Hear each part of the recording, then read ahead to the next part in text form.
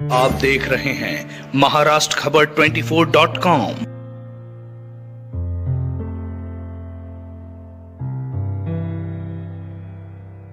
तो ऐसे कंज्यूम करू ऐसा ठीक आहे। अब नेक्स्ट चीज इज की दूध घेऊ तर नॉर्मल होऊन जाईल, पण दिवसभर बघा तुम्हाला खूप चांगले एनर्जेटिक वाटणार। दिस इज माय वर्ड्स, ठीक आहे। हे झालं तर आता याची प्रोसिजर सांगते।